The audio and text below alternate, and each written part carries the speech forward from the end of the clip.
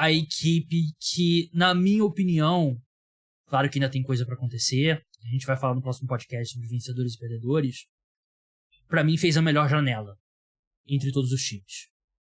A equipe renovou com o Austin Reeves, 4 anos, 56 milhões de dólares, que pra mim, talvez o roubo desse mercado, né? Que é muito abaixo do que o Austin Reeves deveria receber.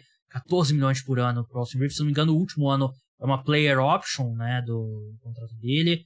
Mas ainda assim, acho que um baita contrato. Rui Hachimura, 3 anos, 51 milhões de dólares. Me acho que é um valor bem razoável pelo Hachimura. D'Angelo Russell, que eu não sou fã, mas por 2 anos, 37 milhões de dólares, eu acho que é uma boa contratação. Contrataram Gabe Vincent, que era o armador do Miami Heat, 3 anos, 33 milhões de dólares, 11 milhões por ano. A gente falou quando a gente debateu o contrato do Max Strus. Pra mim, Gabe Vincent é mais jogador que o Max Strus, tá ganhando menos. Ken Reddish, 2 anos, 4,6 milhões de dólares. Pra mim é um favor ali pra Clutch, né? Ele é agenciado pela Clutch, que é a agência que representa o LeBron. Contrataram Jackson Hayes, que pra mim ali é o cara que, sei lá, você completa ali o time, perdeu o Mobamba, né? Então, pra mim não tem muito problema. E contrataram o Taurean Prince, foi dispensado pelo Timberwolves, né? 1 ano, 4,5 milhões de dólares. Pra mim, o Lakers incrementou ainda mais a profundidade desse elenco. Eu falei no último podcast que não tinha uma terceira estrela que fazia sentido pra essa equipe que estivesse disponível no mercado. A equipe ainda depende muito da saúde do LeBron e do Anthony Davis. Mas seria a mesma coisa com qualquer outra estrela que eles pudessem contratar. Eles vão pelo caminho contrário. Eles investem ainda mais na profundidade. É um time que tem ali, provavelmente o quê? 9 jogadores, 10 jogadores que você confia na rotação. E pra mim é um time que lembra muito o elenco quando eles foram campeões na bolha. É o time... Eu sei que o Suns venceu 2 jogos contra o Denver Nuggets. Mas se você olhar cada jogo individualmente da final do Oeste, do Lakers e do Nuggets, o Lakers disputou muito todos os jogos. Foi uma varrida, mas todos os jogos foram competitivos. Pra mim, o Lakers tem que ser encarado como a segunda maior força na conferência. Pra mim, eles estão atrás apenas do Denver Nuggets, com a ressalva de novo da saúde do LeBron e do Anthony Davis. E eu acho que eles fizeram um mercado espetacular. Não, pra mim, o Lakers não teve erro algum nesse mercado. Começando pelas perdas, Schroeder, achei ele até achei que ganhou um valor justo, ok, mas o Lakers não deveria pagar isso nele. Acho que os jogadores que eles trouxeram pra posição, que, por exemplo, o Gabe Vincent, pelo salário que veio bem melhor do que investir isso no Schroeder. Troy Brown, eu não achei nem ele tão ruim quando ele jogou no Lakers, sendo bem sincero, mas, cara, você trouxe alas muito melhores, então você tem que deixar ele sair mesmo. O valor do Austin Reeves, não tem o que falar, excelente, nota 10 pro Lakers. Por que nenhum outro time fez oferta pelo Austin Reeves? Exato, assim, porque um time ofereceu 20 milhões, né? A sensação que dá é que eles pensaram assim, o Lakers vai oferecer qualquer coisa, vai aceitar. Vai igualar qualquer coisa, então não vamos nos dar o trabalho. Eu acho que é erro aqui do agente do Austin Reeves. De repente, se fosse o Rich Paul, né, que é da Clutch, ele pediria um favor para o time, me oferece aqui o máximo que você pode oferecer pelo Reeves, que o Lakers vai igualar e pelo menos eu consigo mais dinheiro. Porque isso aqui é uma vergonha pro agente do Austin Reeves, 56 milhões de dólares por 4 anos. Sem dúvida, é um cara que ele tem tudo para crescer os números nos próximos anos, né? Assim, a questão de ter o Westbrook ali, que era um cara que muitas vezes precisava da bola, fez com que as estatísticas dele ficassem menores. Tanto que a partir do momento que o Westbrook saiu, os números dele aumentaram.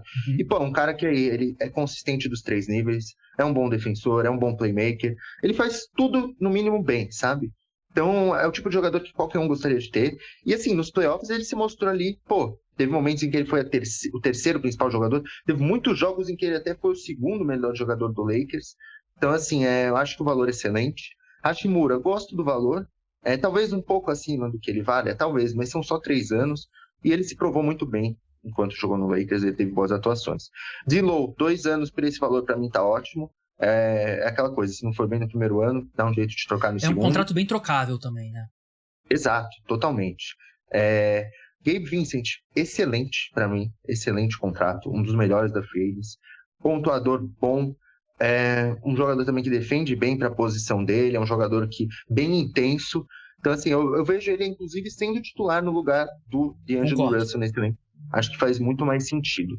Cam Reddish e Jackson Hayes, eu tenho uma opinião que é assim, nenhum dos dois estouraram ou estiveram perto de estourar até agora na NBA. São dois caras de loteria. Eu vejo eles muito numa situação Lonnie Walker e Malik Monk, sabe? Aquela aposta do Lakers, que é aquela aposta assim, baixo risco, mas grande chance de dar retorno, sabe? Acho que o Cam Reddish vai ter pouca pressão para jogar na equipe, né?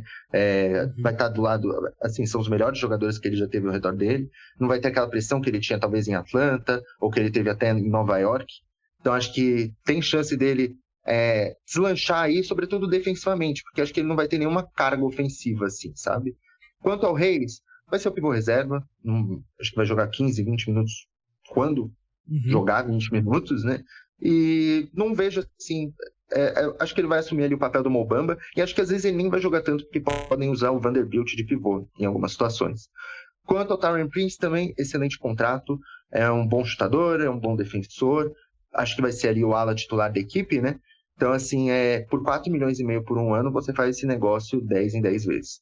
Então, assim, Lakers, acho que ele fez o certo, que foi apostar na profundidade, que foi o que deu certo quando foi campeão.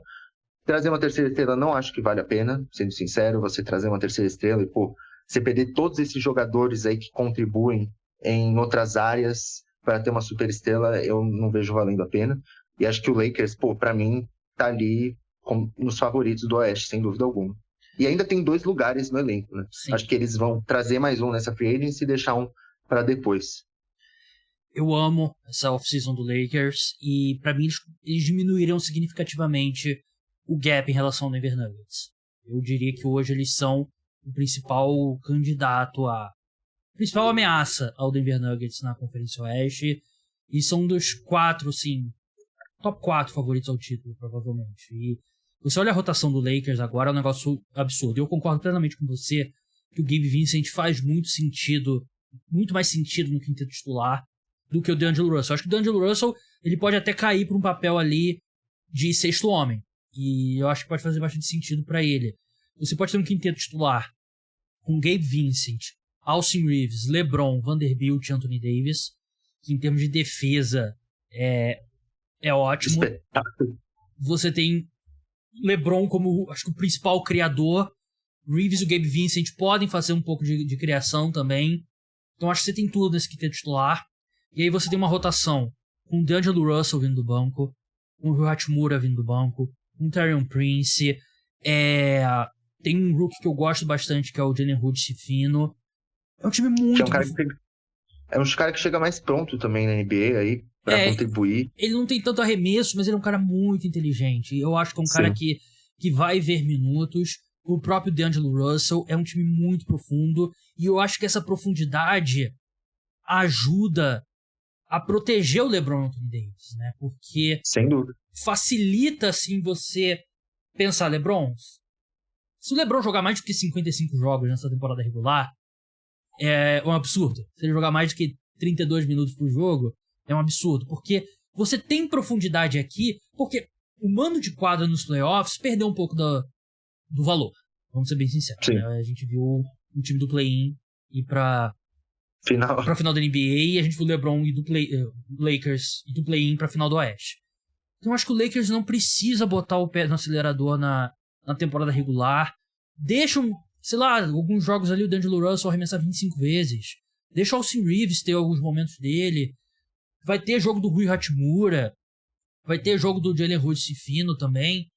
E nisso eu acho que eles conseguem preservar mais o LeBron e o Davis. É um time que cresceu muito depois da última janela de trocas e eu amo a off-season do Lakers até agora. Eu acho que eu diria que é o maior vencedor dessa off-season até agora.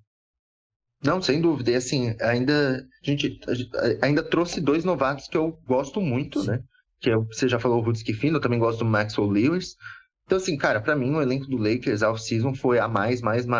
E acho que nos próximos dias a gente ainda vai ver mais uma contratação aí deles pra fechar em 14 esse elenco. E aí deixar mesmo mais uma pra depois. Eu fico em dúvida do que eu gostaria de ver mais nesse elenco, porque pra mim já é um elenco muito completo. se eu gostaria mais talvez de um ala armador, ou talvez de um ala que defenda aí também múltiplas posições. Enfim, acho que o Lakers tem esse luxo de selecionar o que for melhor para ele, porque tá nessa posição. E assim, todos os contratos, acho legal a gente falar, são bons valores, né? Nenhum deles você olha e fala, que horror de contrato, ou tipo, difícil. Assim, o piorzinho é do Rui Hachimura, mas que eu acho ainda um contrato justo, assim, pelo que ele entregou. E é o que você falou, né, meu? Se o Anthony Davis não jogar, que a gente sabe que muitas vezes ele não vai jogar, o Rui Hachimura é uma ótima substituição para ele. Então, assim, realmente é uma off-season perfeita no Lakers. Eu gostaria de ver um pivô experiente.